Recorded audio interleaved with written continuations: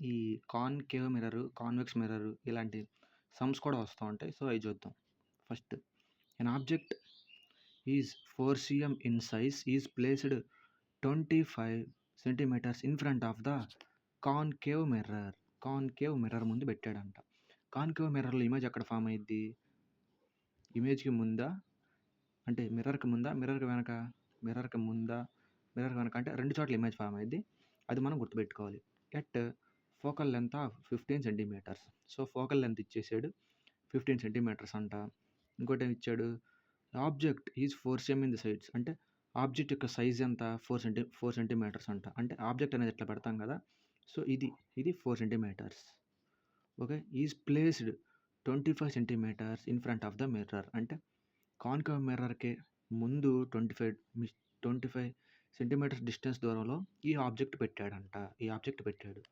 At what distance from the mirror should a screen be placed. అంటే mirror నుంచి మనం screen ఎంత దూరం పెట్టాలి? ఎందుకంట? In order to obtain a sharp image. అంటే మనం ఒక మె స్క్రీన్‌ని మిర్రర్ నుంచి ఎంత దూరంలో పెట్టాలి? సో దట్ మనం ఇమేజ్‌ని పొందుకోవడానికి అని అడిగాడు. అంటే వాడేమిచ్చాడు ఇక్కడ? ఫోకల్ లెంగ్త్ ఇచ్చేసాడు. ఆబ్జెక్ట్ డిస్టెన్స్ అంటే మిర్రర్ నుంచి ఆబ్జెక్ట్ ఎంత దూరంలో ఉందో అది ఇచ్చేసాడు. ఓకే. వాడేం కనుక్కోమంటున్నాడు?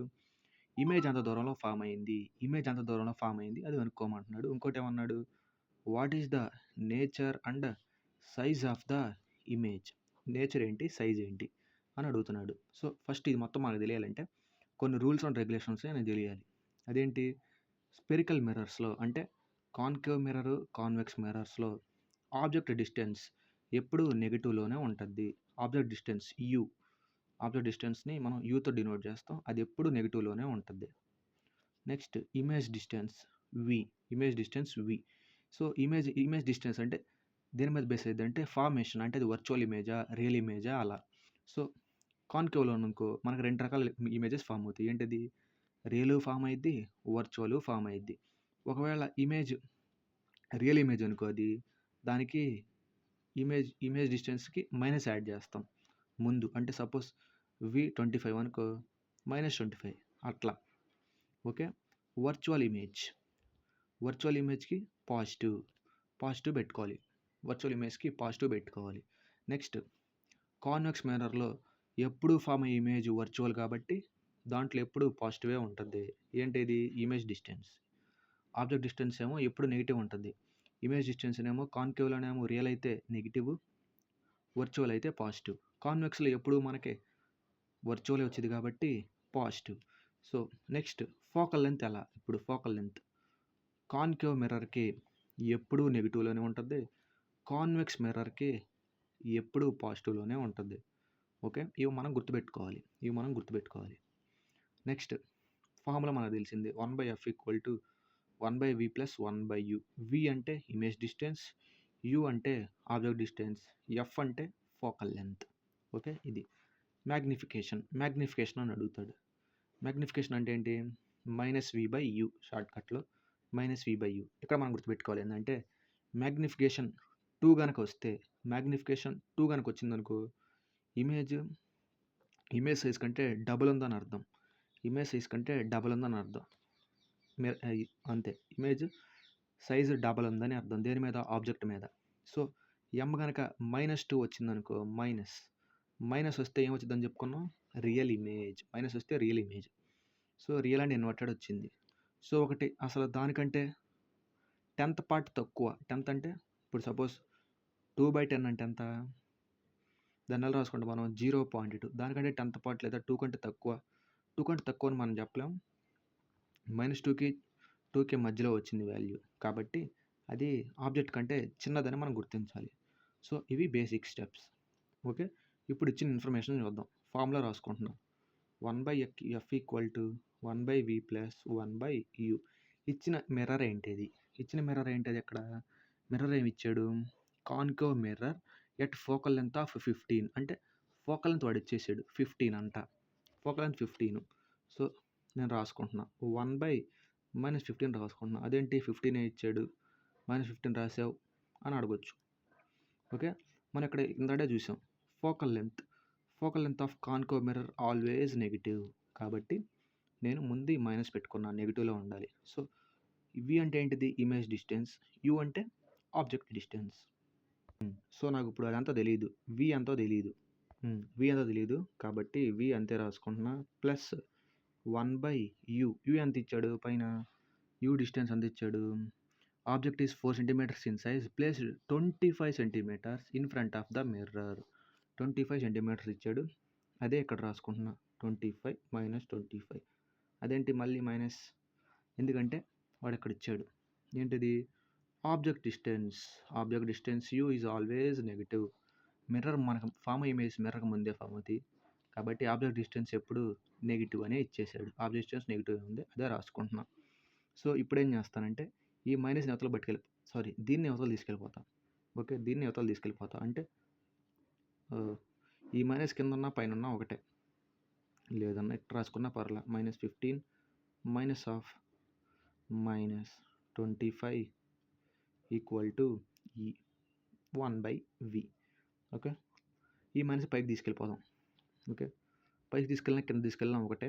-15 minus of -1/25 equal to 1/v ఇలా వచ్చింది. ఇక్కడ మైనస్ ఇంటూ మైనస్ ఏమైంది అంటే ఇదే మన మెయిన్ స్టెప్. ఇక్కడ మైనస్ ఇంటూ మైనస్ ప్లస్ అయింది. So 1/15 plus 1/25 equal to 1/v. So 25, 15 LCM ఏమైంది? 25. ఎక్కని చదువుదాం. 25 ఒకటి 25, దీంట్లో పోయిద్దా? 15లో పోదు. 25 2 30, 15లో పోయిద్దా? పోయిద్ది. కాబట్టి 30 ఎల్సిఎం. 30 15 ఎన్నిసార్లు పోయి 25లో పోదుగా. 25 50, 25 50, 15లో పోదు. 25 3 75, 75 పోతుంది. ఓకే, 75. 75 15 ఎన్నిసార్లు పోయిద్ది? 5 సార్లు. 5 ఇంటూ -1 -5 ప్లస్ ఇప్పుడు 75 25 ఎన్నిసార్లు పోయిద్ది? 3 సార్లు. 3 ఇంటూ 1 3. సో -5 + 2 ఏమైద్ది? -2/70. ఓకే, మనం ఏం కనుక్కుంటున్నాం ఇప్పుడు? 1/v కనుక్కుంటున్నాం. అదే v కనుక్కోవాలనుకో రివర్స్, అంతేగా. జస్ట్ మనం v కనుక్కోవాలి. v కనుక్కోవాలంటే మనం జస్ట్ రివర్స్ చేస్తే సరిపోద్ది. లేదు నేను క్రాస్ మల్టిప్లికేషన్ చేస్తానన్నా ఓకే. క్రాస్ మల్టిప్లికేషన్ చేస్తే ఏమైద్ది? -2v = 70, v = 70/-2. సో ఇలా ఉన్నప్పుడు జస్ట్ మనది రెసిప్రోకల్ ఉన్నాయి కాబట్టి రివర్స్ వాల్యూ రాసుకుంటే సరిపోయిద్ది. సో అదే ఇక్కడ రాశా. అప్పుడు ఏమైద్ది? 2 70లో 35 సార్లు పోయిద్ది. ఓకే, 2 70లో 35 సార్లు పోయిద్ది. 70లో నేను 70 వేసేసాను, సారీ 75లో.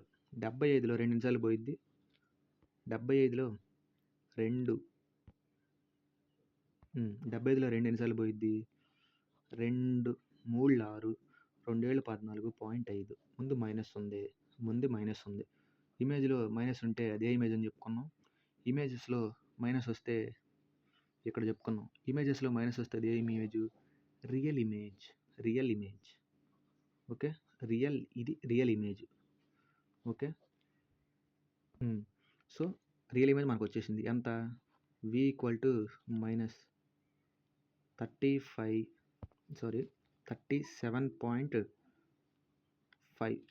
v = -37.5 వచ్చేసింది. u ఆడిచ్చేసాడు. ఎంత? u ఎంత? 25. ఓకే, ఇలా తెచ్చాడు. కానీ వాడు ఏం కనుక్కోమన్నాడు? మనం మ్యాగ్నిఫికేషన్ కనుక్కోమన్నాడు. మ్యాగ్నిఫికేషన్ ఫార్ములా ఏంటిది? -v/u. సో -37.5/u 25 క్యాన్సిలేషన్ చేద్దాం. ఎంత వచ్చింది? సో ఇది అంటే మైనస్ ఇంటూ మైనస్ ప్లస్ అయిపోద్ది కాబట్టి 375/25. 25లో కొట్టేద్దాం. 5 ఎకం కొట్టేద్దాం.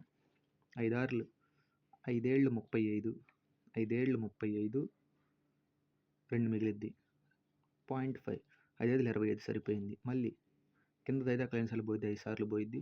5 75 ఎన్నిసార్లు పోయిద్ది? 1.5 టైమ్స్. సో మనకు 1.5 వచ్చింది ఇప్పుడు. సో మనం అది కనుక్కున్నాం. ఏం కనుక్కున్నాం? మ్యాగ్నిఫికేషన్ కనుక్కున్నాం, v కనుక్కున్నాం, u కనుక్కున్నాం. సో ఇలా మనం కనుక్కోవాలి. ఇది మిర్రర్స్ ఇస్తే ఇలా చేయాలి. ఈ ప్రొసీజర్ ఫాలో అవుతా, ఈ ప్రొసీజర్ మనం గుర్తుపెట్టుకుంటా మనం లెక్క చేయాలి. ఫార్ములా ఏంటిది? Mirror formula 1/f = 1/v + 1/u. ఇది మిర్రర్ ఫార్ములా. ఓకే. ఇప్పుడు లెన్సులు చూద్దాం. లెన్సులు ఎన్ని లెన్సులు ఉంటాయి మనకి? Concave, convex lens. సో వాటి యొక్క మ్యాగ్నిఫికేషన్ చూద్దాం. మ్యాగ్నిఫికేషన్ ఏంటి? m = -v/u. సేమ్కి ఇది అదే -v/u. సో m ఒకవేళ 1 ఉంటే సేమ్ సైజ్ ఉన్నట్టు, అంటే మ్యాగ్నిఫికేషన్ 1 వచ్చిందనుకో సేమ్ సైజులో ఉన్నట్టు. m కంటే ఎక్కువ వచ్చిందనుకో ఇమేజ్ లార్జర్గా ఉన్నట్టు. m కంటే తక్కువ వచ్చిందనుకో ఇమేజ్ దానికన్నా స్మాలర్గా ఉన్నట్టు. లెన్స్ ఫార్ములా జస్ట్ మైనస్ వస్తుంది అంతే. 1/f = 1/v - 1/u. ఒకవేళ ఇచ్చింది కాన్కేవ్ లెన్స్ అనుకో, ఇచ్చిన పారామీటర్స్ అన్నీ నెగిటివ్లో ఉంటాయి. కాన్కేవ్ లెన్స్ అయితే నెగిటివ్లో ఉంటాయి, కాన్వెక్స్ లెన్స్ అయితే అన్నీ పాజిటివ్లో మనం తీసుకోవాలి. ఓకే. ఇప్పుడు చూద్దాం. Given a concave lens has focal length of 15. అంటే వాడు ఫోకల్ లెంత్ ఇచ్చాడు 15. నేను అన్ని వాడు మెన్షన్ చేశాడు ఇక్కడ. కాన్కేవ్ లెన్స్ అన్ని నెగిటివ్ తీసుకోవాలి కాబట్టి ఇది నెగిటివ్ తీసుకుంటున్నా. ఈక్వల్ టు 1/f ఇచ్చాడు కాబట్టి నేను డైరెక్ట్ రాసుకున్నా. What distance should be object from the lens should be placed. అంటే మనం లెన్స్ నుంచి ఎంత దూరంలో కనుక ఆబ్జెక్ట్ పెడితే so that it forms image at 10 centimetres from the lens. అంటే మనం ఎంత దూరం నుంచి ఆబ్జెక్ట్ కనుక పెడితే అది మిర్రర్ లెన్స్ నుంచి 10 సెంటీమీటర్ల దూరంలో ఇమేజ్ ఫామ్ చేయగలదు. అంటే దీని అర్థం ఏంటి? ఇమేజ్ ఇచ్చేసాడు వాడు. ఇమేజ్ అంతా 10 సెంటీమీటర్స్. Image distance 10 centimetres. మనం ఏం కనుక్కోవాలి ఇప్పుడు? ఆబ్జెక్ట్ డిస్టెన్స్ కనుక్కోవాలి అంతే కదా. ఇమేజ్ డిస్టెన్స్ ఇచ్చాడు, ఎఫ్ ఇచ్చేసాడు. ఈ రెండింటి ద్వారా ఏమొచ్చింది మనకి? యూ వచ్చింది. అంటే ఆబ్జెక్ట్ డిస్టెన్స్. మళ్ళీ ఇంకోటి ఏం కనుక్కోమన్నాడు? మ్యాగ్నిఫికేషన్ ఫార్ములా ఏంటిది? -v/u. అంటే వాడు మనకు యూ కనుక్కుంటే ఈ ఫార్ములా వచ్చేసిద్ది, ఈ ఫార్ములా కూడా సెట్ అయిపోద్ది. సో చూద్దాం. 1/f = 1/v. v ఎంత? 10. నేను ఎంత వేసుకుంటాను? -10. ఎందుకు? ఇది కాన్కేవ్ లెన్స్ కాబట్టి నెగిటివ్. వాడే చెప్పాడు. -1/u. దీని అవతల తీసుకెళ్ళి దాని అవతల తీసుకొస్తున్నాను. ఓకే. 1/u = 1/10 -1/-15. ఇలా ఉంది. ఇలా ఉన్నప్పుడు ఏం చెప్పుకున్నాం? ఇది పైకి వెళ్ళిద్దని చెప్పాను. సో -1/10 + 1/15. ఎందుకు ప్లస్ చేసాం? మైనస్ ఇంటూ మైనస్ అంటే -15 అన్నాం అనుకో, మైనస్ ఇంటూ మైనస్ +15 అయిపోయింది అది. సో అలా అందుకని ఈ మైనస్ కొట్టుకుపోయి మధ్యలో ప్లస్ వస్తుంది. ఓకే. ఇప్పుడు 10, 15కి ఎల్సిఎం చూద్దాం. 10, 15కి ఎల్సిఎం చూద్దాం. ఏంటది? 15 ఎక్కం 10లో పోయిద్దా? పోదు. 15 ఒకటిలో 10లో పోదు. 15 2 30. 15లో పోతుంది, 10లో పోతుంది. కాబట్టి ఎల్సిఎం 30. 30 10 ఎన్నిసార్లు పోయిద్ది? 3 సార్లు పోయిద్ది. పైన మైనస్ ఉంది, -1 ఉంది కాబట్టి 3 × -1 3. మధ్యలో ప్లస్ ఉంది. 30 15 ఎన్నిసార్లు పోయిద్ది? 2 టైమ్స్. కాబట్టి ఏమొస్తుంది ఇక్కడ? 1/u = -1/30. దీన్ని ఎలా రాసుకోవచ్చు? 1/u = 1/-30 కూడా రాసుకోవచ్చు. ఇప్పుడు కింద ఈక్వల్ చేసేయడమే. అంటే u = -30. సో మనకేమొచ్చింది ఇప్పుడు? ఆబ్జెక్ట్ డిస్టెన్స్ వచ్చేసింది. వాడేం కనుక్కోమన్నాడు? ఆబ్జెక్ట్ డిస్టెన్స్ కనుక్కున్న తర్వాత మ్యాగ్నిఫికేషన్ కూడా కనుక్కోమన్నాడు. మ్యాగ్నిఫికేషన్ చూద్దాం. మ్యాగ్నిఫికేషన్ ఫార్ములా ఏంటిది? -v/u. -v ఎంత? వాడు v ఎంత ఇచ్చాడు? ఇమేజ్ డిస్టెన్స్ 10 ఇచ్చాడు. సో ఆ 10 ఇక్కడ రాసుకుంటున్నాం. ఓకే. నెక్స్ట్ u ఎంత వచ్చింది మనకి? -30. ఇక్కడ మరి మైనస్ ఇంటూ మైనస్ ప్లస్ ఎందుకు రాసుకోలేదు అంటే ఎఫ్ దగ్గర అది వాడతాం. ఎఫ్ ఇది అసలు వేరే కాన్సెప్ట్. సారీ అసలు దాంట్లో సంబంధం లేదులే. ఓకే. ఇప్పుడు ఈ రెండిట్లో కామన్ ఉంది, మైనస్ కామన్ ఉంది. 10 ఎక్కం 10 ఒకసారి పోయిద్ది, 10 3 సార్లు పోయింది. సో మ్యాగ్నిఫికేషన్ ఎంత వచ్చింది? 1/3. ఇది 1 కంటే ఎక్కువ తక్కువ? ఇది 1 కంటే ఎక్కువ తక్కువ?